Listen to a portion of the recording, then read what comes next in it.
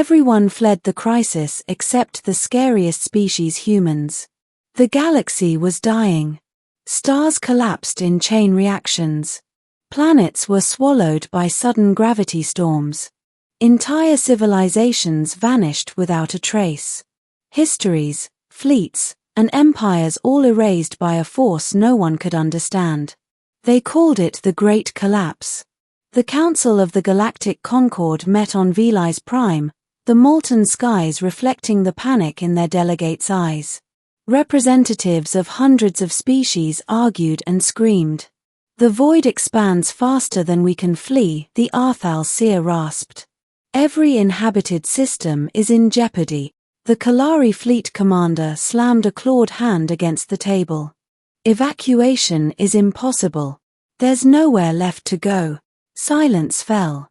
Then a human ambassador, Captain Elena Rourke, rose. "We stay," she said plainly. The chamber erupted. "Stay. You'll die. Do you understand the scale of this disaster? Human, you're insane." Rourke smiled, unsettling in its calmness. "Running won't save you. If we flee, we die tired. If we stay, we have a chance to fight it." The Kalari snarled, "Fight physics." Rourke shrugged. "Physics bends if you push hard enough." The flight of others. Within days, the Concorde dissolved. Fleets scattered to the outer rim, each species seeking a fragment of survival. The humans remained. While others fled, they built. They constructed massive orbital platforms, strung kilometers of conduits and scaffolding into space, and harnessed energy from dying stars. Machines fused with flesh, bioengineered networks formed, and human engineers worked without pause. To alien observers, it looked like madness. A species resigning itself to death. The last Kalari scout transmitted a bewildered report. "They are extending towers into the heart of the collapsing star. They intend to catch it." The silence of space. Decades passed. The collapse consumed half the galaxy. Fleets of fleeing species reported nothing but void. Communications faltered. Then a faint, rhythmic pulse emerged from the core of the collapse. A signal.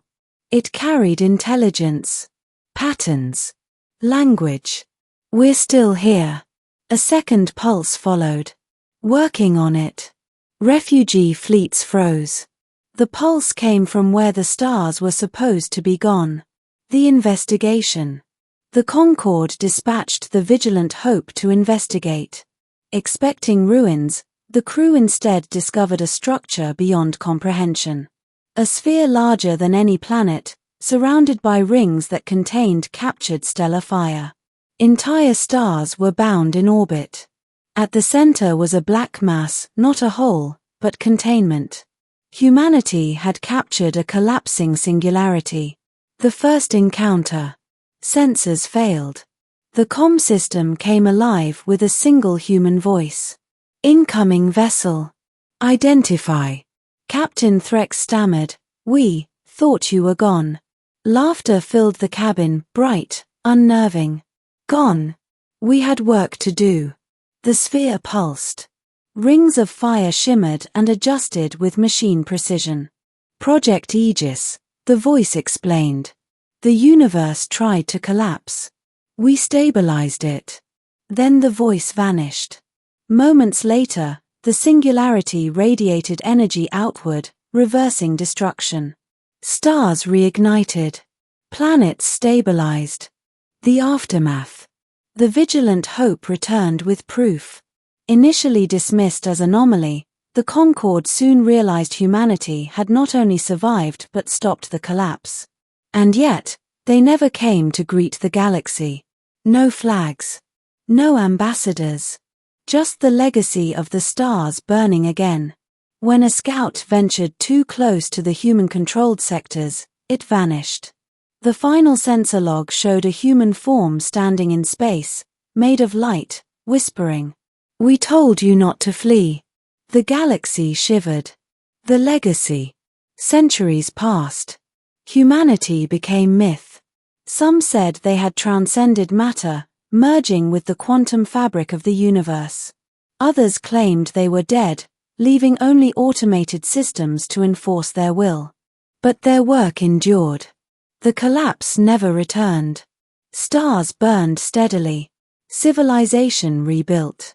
Exploration teams spoke in hushed tones of seeing humans walking across suns, silhouettes of starlight moving silently through the void. They were no longer called humans. They were the architects of survival. Their warning echoed in every solar system they had touched. When the universe breaks again, do not run. Remember what we did. Epilogue. In the dark spaces between galaxies, something pulses. A heartbeat of immense scale. A species that refused to flee when everything else did. Every 1,000 years, a ripple of energy passes through star systems, a subtle reminder. We are still here. We are watching. We do not run from the dark. The galaxy learned to respect them not for strength, not for numbers, but for stubbornness beyond imagination. The scariest species in the universe? The humans.